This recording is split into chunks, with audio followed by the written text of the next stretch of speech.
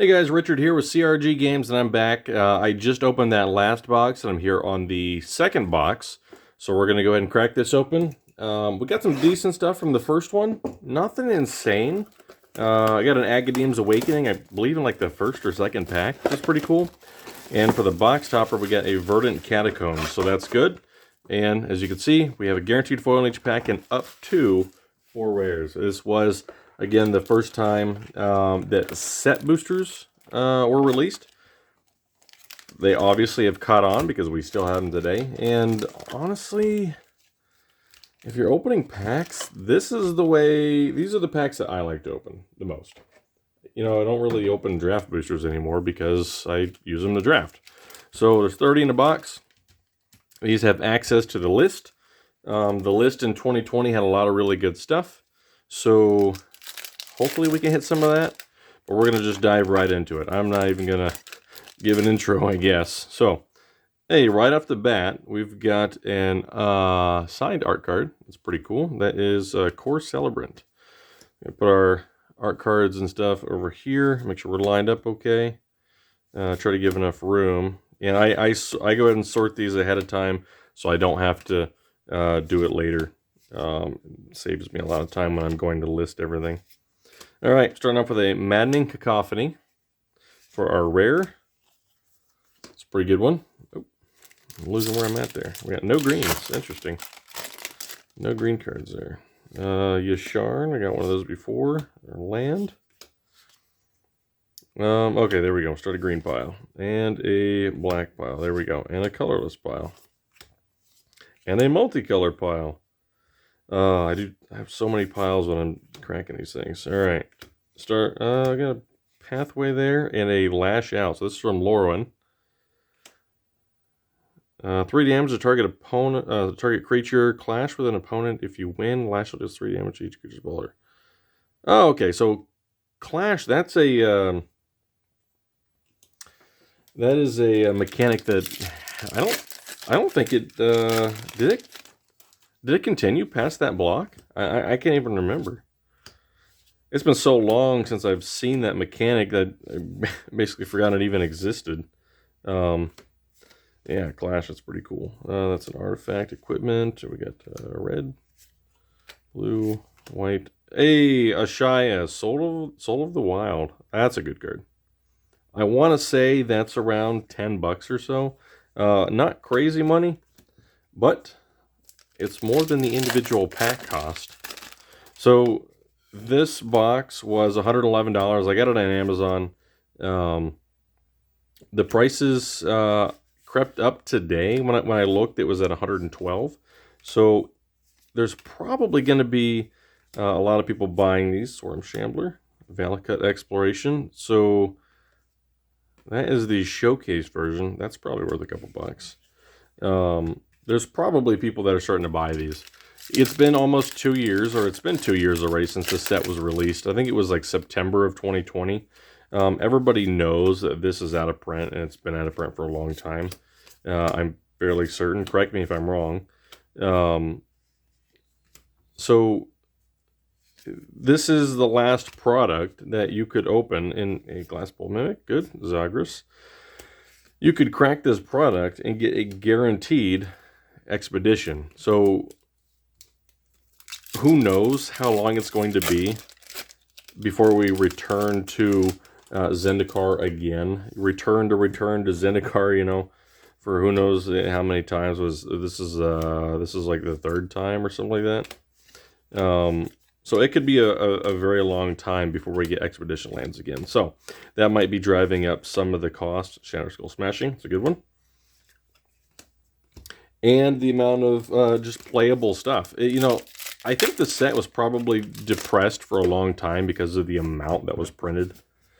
There was a time when you could go on Amazon and you could buy boxes of this. Draft boxes, and I think set boxes too, for literally like $80. It may have even been in the 70s for a while. At the time, I had not started my TCG store, so I wasn't buying boxes. I regret that now. Hindsight is 2020. Hey, Beseech the Queen. So this is Shadowmoor. Search your library for a card with CMC less than or equal to the number of lands you control.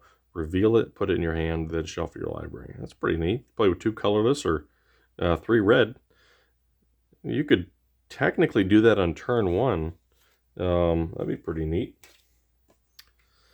White. So, yeah, I don't know how much any of these list cards I pulled are worth. I didn't price any of them out.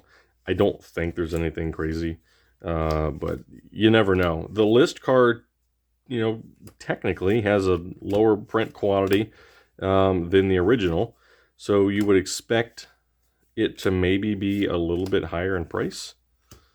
I can't guarantee that, but the actual chance of getting any one list card is extremely low. The list by design is pretty large. I want to say there's like 100 and something cards in the list, and you have, I believe it's a 25% chance of pulling a list card in any given booster. So I don't know the exact math on that. It's late and it's been a long week, so I'd have to look into that. But it's low. I do know that, and that's all I need to know. So the list version of the good cards in the list should, over time, hold a pretty good premium. Master of Winds, Reclaim the Wastes. And if they don't, it's always possible they don't. Maybe they keep it on the list. I don't think they fully rotate the list out each time. I believe they just replace some cards they add. There we go. That's our first Balaged recovery. That's I want to say that's $3 or $4. That's a good card. Grakmaw, pretty neat. A Fabricate. I'm fairly certain Fabricate's a few bucks. That's a good card. Search your library for an artifact card, reveal it, put it in your hand, then shuffle your library. Good stuff. Especially if you're like my buddy and you search for, what was it? The colossal hammer or whatever it is. With Rog, you equip it on, what, turn 2, turn 3, and then next thing you know, you got 10 damage coming at you. Yeah, that thing's painful. Rog and Cadiz. Crawling Barrens, Luminarch. Hey, a foil, Yesharn. And this token here, it took a nice little ding. If you can see it. Maybe, there we go. You can see that I got dinged there pretty good. Luckily, it didn't hit the rare. Sometimes you get lucky.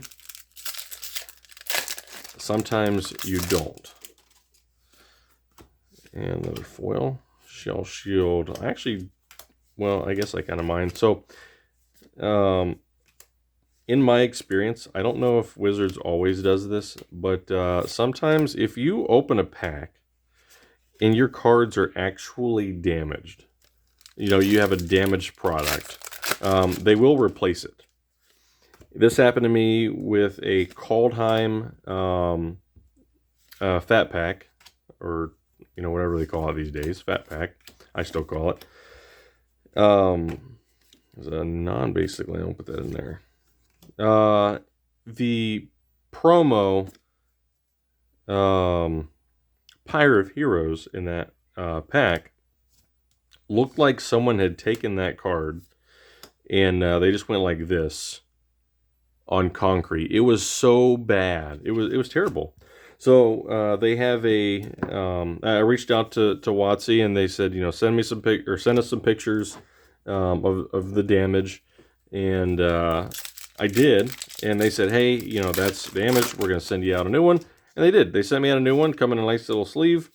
It also happened that box was missing the dice. So they actually sent me 2 dice, so they made it right. I didn't have to do anything. I still have that card. It's actually sealed. Still, I never opened it. Cradle Guard, Trample and Echo. It's pretty cool. Was it Urza's leg? No, Destiny? Urza's Destiny? I can't ever freaking remember which one is which. I know. I've been playing for a long time, but sometimes I still need that little 3-letter designation in the bottom to tell me which set it is. I know, it's kind of sad. I know a lot of the cards really well, except when I don't. I really don't. Skyclave Shade. Come on, where's that Wren and 6? You know, or that Thrumming Stone. We're looking for that big hit that's just going to push these boxes over the edge. Of course, I know that opportunity is very low, but it's not 0. It might as well be, I guess. All right, I think we're about halfway done here. We'll try to speed this up. There. We got blue, black. You know, part of it probably takes me a little bit longer. Ruined Crab is $1. Uncommon. Good stuff. Kazandu Mammoth. Nice. Null Priest. I seem to have been selling a good bit of Null Priest of Oblivions lately. I think I only had 1 left. Now I've got maybe 3. I actually have that in my, oops, I thought that was a pack right there. I have Null Priest in my Edgar Markov deck, actually. There's a Negate. Another Balagate Recovery. Man, this box is on fire. Zagreus. Cathedral of War, that's from M13. There's Tapped, Exalted. Tapped to add 1 colorless mana. I gotta say, the quality of the list cards has been very good. All of the cards are nice and flat. The tone of the color always seems really nice. They always kind of pop. I don't know how they compare to the original always, but I've always had good experience with those things. Did I just put oh, that's on the right pile. All right, Ondu Inversion. That one does enter tapped, unfortunately. So they have the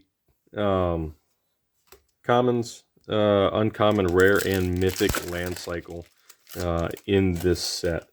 And I think that's where that is where a lot of the money comes from, actually. It seems like it's taken the market a long time to understand that the land cycle is actually really good. Hey, Nahiri, here are the Ancients. First Planeswalker. Anointer Priest from Amonkhet. Human Cleric. That makes sense that that's in the set. Since this had the party mechanic. You know, that sounded like it was going to be a little bit cooler than it ended up being. And I think maybe it's because it feels like they didn't really expand on it. They didn't give it the oomph that it really needed. Confounding Conundrum in Spitfire Lagak.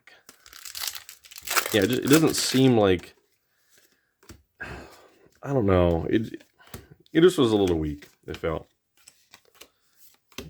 Maybe with the right cards, it could be strong. Seagate Stormcaller. If I remember right, this is the second most expensive card in the set. Maybe like 20-something bucks. I am fairly certain I have not gotten a single box with 4 rares yet. If I did, I can't remember it. Glasspool Mimic. I'm thinking I can only remember pulling boxes with 3 rares at the most. I could have missed it. What do we got here? Is that Skyclave Apparition? Is that right? No, Scourge of the Skyclaves. I knew it was something like that. Skyclave Apparition is white. All right. Let's see what we get here. I realize I have one hanging out there. I don't even know what it is. All right, Maul of the Skyclaves. A Hashep Oasis. That's pretty neat. The Hour of Devastation. Or as Rudy calls it, Hour of Devastating Your Wallet. And ever since he said that, I cannot get that out of my head. Every time I think of Hour of Devastation, I think it's Hour of Devastating Your Wallet. Even though I wasn't playing at that time, I've never cracked any packs from that set. I'd like to. And I think it was because that set you could get those Amonkhet Invocations, I think, the Masterpiece cards. Those things are stupid rare from what I understand. Maybe a little more rare than the Neon Red Hitotsugu, which I think is what, up to like what, $4,000 asking price on TCG. Like, that's insane. I opened 10 boxes of that set, hoping to get any of those, and I did not get one. But every time I pull the purple version of it, I guess people call them the soft glow neon ink cards, my heart would literally skip a beat. Because you know that you have the opportunity. I mean, for a lot of people, that, even at $1,000, that's a lot of money. Like, that maybe not change your life, but that might change your week or change your month. Yasharn and Uvenwald Mysteries. Whenever a non-token creature you control dies, investigate. I really like the investigate.